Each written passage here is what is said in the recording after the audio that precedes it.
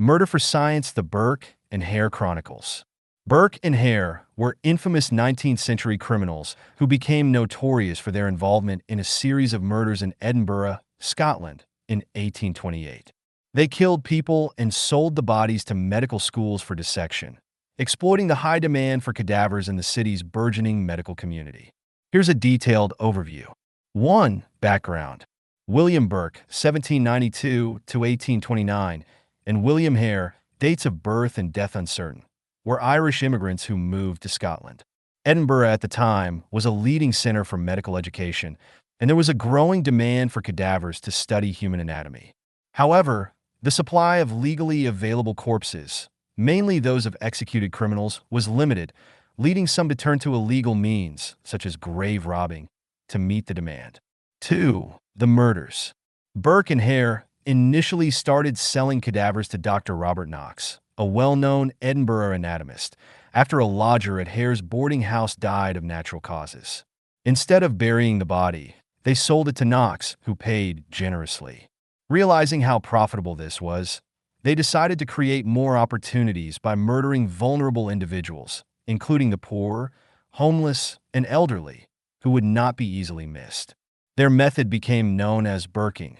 They would smother their victims by covering their mouths and nose, leaving no visible marks of violence, making the deaths appear more natural. 3 victims.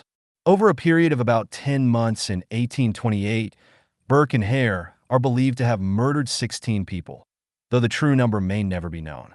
Among their victims were a well-known local woman named Mary Patterson and an elderly woman named Margaret Docherty, whose murder led to their downfall. 4. Capture and trial. Burke and Hare were eventually caught when suspicion arose after the discovery of Margaret Docherty's body. Hare turned king's evidence, meaning he testified against Burke in exchange for immunity from prosecution. Burke was tried, found guilty, and executed by hanging on January 28, 1829.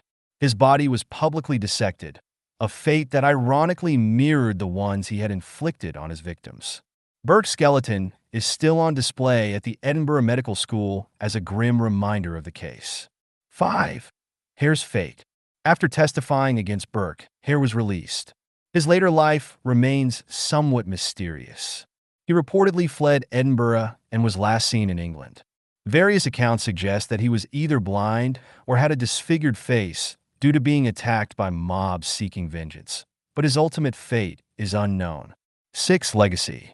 The Burke and Hare case had a profound impact on public opinion and medical ethics. It led to the passing of the Anatomy Act of 1832, which increased the legal supply of bodies for medical research by allowing unclaimed bodies from hospitals and workhouses to be used for dissection, thus reducing the demand for grave robbing and body snatching. The case also became part of folklore and inspired numerous books, plays, films, and even songs. It remains one of the most infamous cases of serial murder in British history. In short, the Burke and Hare murders highlighted the dark side of medical advancement during the early 19th century and had lasting consequences for how human remains are treated in the field of medical research. The Burke and Hare murders, a story woven with greed, desperation, and the grim realities of medical advancement, have inspired countless anecdotes, reminiscences, and diary entries that offer glimpses into the macabre world of 19th century Edinburgh. Extending the story with these elements brings to life the fear and fascination that surrounded this notorious case. This narrative is sponsored by Polly Speaks For You. The creator of Polly Speaks For You has always been passionate about empowering individuals, especially those with disabilities or learning challenges, through text-to-speech and voice recognition technology. Polly Speaks For You isn't just a tool. It's a bridge for people to communicate and interact with the world in a meaningful way. By blending historical storytelling with cutting-edge tech, the creator showcases how powerful a voice can be, whether telling your own story or preserving history. So hit that like, share, and subscribe button and help this channel grow. Now back to the story. Anecdotes and reminiscences. 1. The Resurrectionist Competition. The illicit trade of bodies was booming before Burke and Hare took a darker path. Grave robbers, or resurrectionists, were a common threat to newly buried bodies. It is said that the local graveyards in Edinburgh were well guarded by loved ones for days after a burial to prevent grave robbing. Iron cages, known as mort safes, were placed over the graves to deter body snatchers. However, the innovation of Burke and Hare in murdering their victims sidestepped this defense entirely. One anecdote tells of two notorious grave robbers who were enraged when they found out that Burke and Hare had cornered the market on fresh cadavers.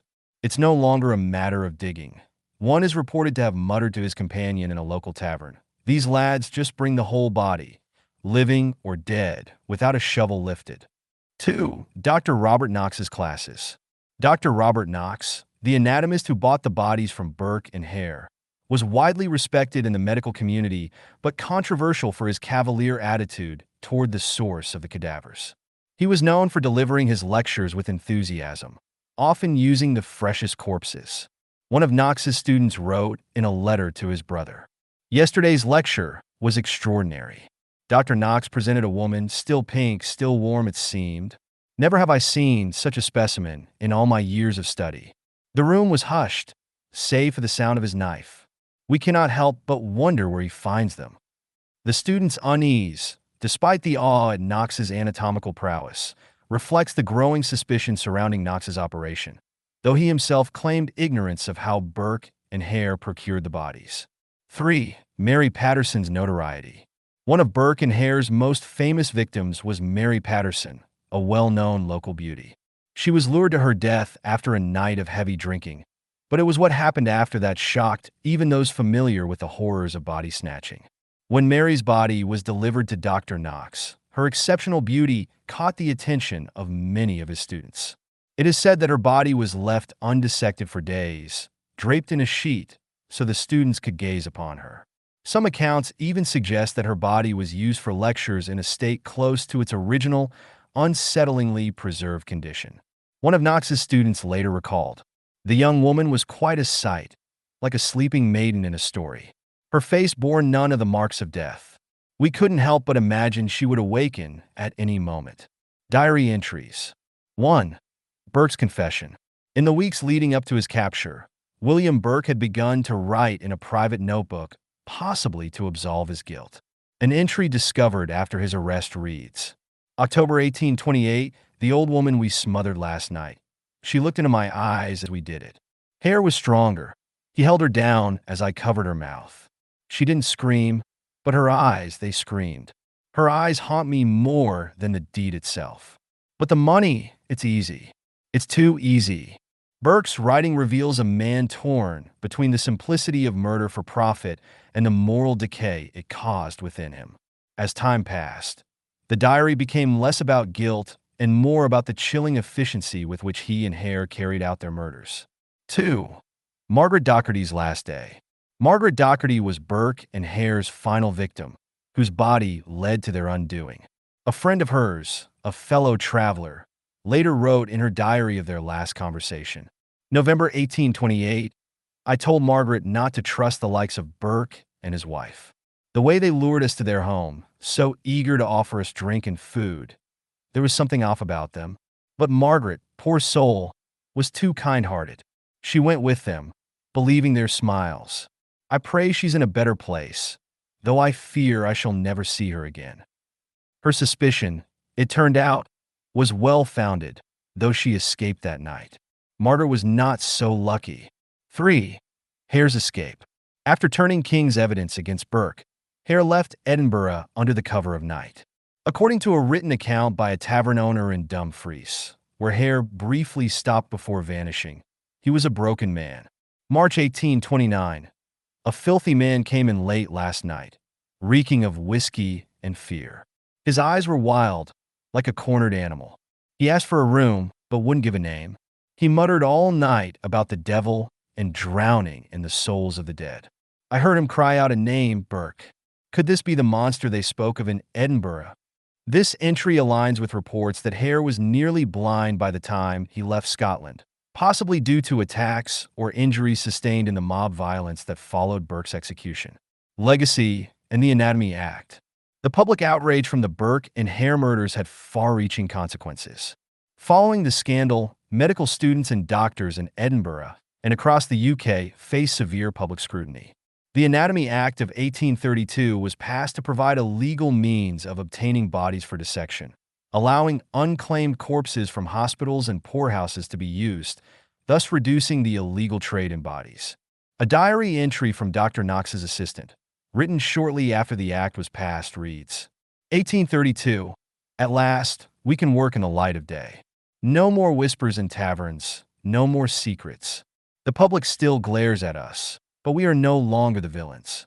Burke and Hare gave us shame, but this act may restore our dignity. Yet, when I think of the bodies brought by those two men, it chills me still. This view of the Burke and Hare murders, through anecdotes and personal recollections, illustrates not only the horror of the crimes, but also the profound impact they had on the people and society of the time.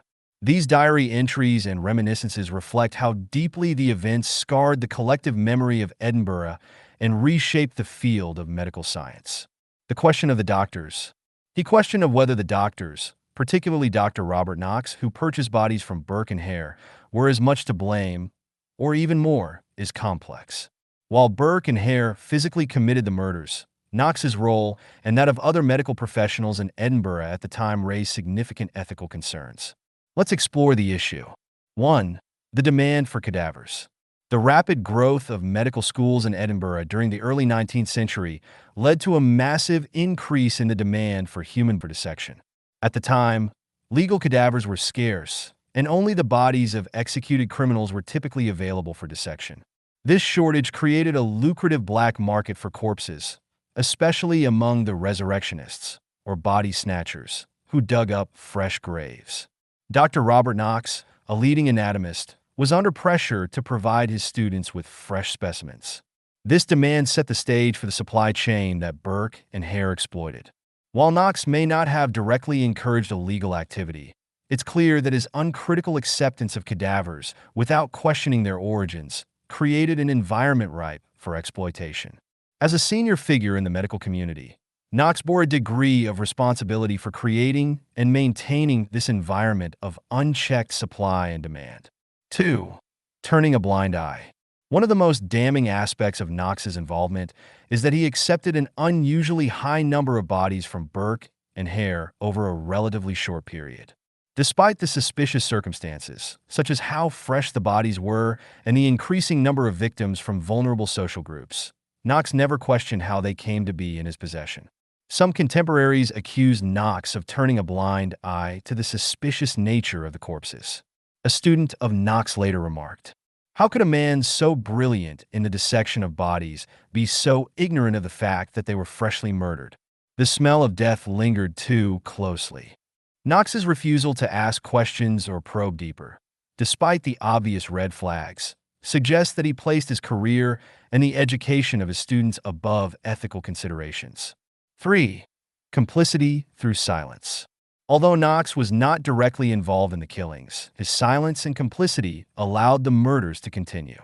When the bodies started arriving with alarming regularity, he did nothing to stop or even question the source. In essence, his indifference can be seen as enabling the crimes. His ethical lapse may not have been in the same category as Burke and Hare's murders, but he was certainly part of a system that facilitated them. Knox's defense was that he didn't know the bodies had been murdered, but this excuse appears weak given the sheer number of corpses he received and their suspiciously fresh condition. Many historians suggest that even if Knox wasn't aware of the full extent of the crimes, he must have had some inkling of foul play, especially as the murders escalated. 4. Public outrage. The public, once they learned the full extent of the crimes, were not only outraged at Burke and Hare, but also directed much of their anger toward Knox. People felt that the doctors, especially Knox, were willing to overlook any ethical boundaries in pursuit of medical knowledge. The idea that these prominent men of science could be complicit in such ghastly crimes fueled a broader societal backlash against the medical profession at the time. Following the trial, mobs gathered outside Knox's house, throwing stones and demanding justice. His reputation was deeply tarnished, and although he was never charged with any crime, the scandal effectively ended his career as a respected figure in the medical community. 5. The role of other doctors. It is important to note that Knox wasn't the only doctor who purchased bodies from questionable sources. Many doctors in Edinburgh and other cities relied on body snatchers to obtain cadavers for dissection. The entire medical system was built on the exploitation of the poor and marginalized, who were more likely to be victims of grave robbing or, in the case of Burke and Hare, murder. While not all doctors were involved to the same extent as Knox, the system they operated in was deeply flawed. The absence of ethical oversight and the desperate need for cadavers created a market that valued bodies more than lives. Medical progress during this period often came at the expense of humanity. 6. Legal versus moral responsibility. Legally, Dr. Knox and the other doctors were not held accountable for their roles in the Burke and Hare case. However, morally, many believe they should have been. Knox and his colleagues may not have broken the law, but they violated the trust of the public and the principles of ethical medical practice. In hindsight, Knox's actions can be seen as a symptom of a broader issue within the medical profession at the time. The Anatomy Act of 1832 was introduced in part to address these ethical lapses by providing a legal means of obtaining cadavers for dissection. This law allowed the unclaimed bodies of those who died in workhouses, hospitals, or prisons to be used for medical study, effectively ending the black market trade in corpses. 7. Conclusion. Were the doctors to blame? In summary, while Burke and Hare were undoubtedly the most directly responsible for the murders, the doctors who accepted the bodies, especially Dr. Knox, cannot be absolved of blame. Their willingness to prioritize scientific advancement over ethical concerns created an environment where murder for profit could thrive. While Burke and Hare's crimes were heinous, the doctors' role in fueling the demand for cadavers and their refusal to question the sources of bodies played a crucial part in enabling the murders. Whether one believes that Knox was equally to blame or merely a lesser accomplice, there's no doubt that the medical profession's complicity in this dark chapter of history deserves scrutiny. The case forced a re-examination of the balance between medical progress and human dignity, a conversation that continues in modern bioethics today. If you've enjoyed this video, don't forget to like, share, and subscribe. To learn more about South Africa's leading accessibility software, visit www.polispeaks4u.co.za and support this meaningful dyslexic initiative. Thank you for watching.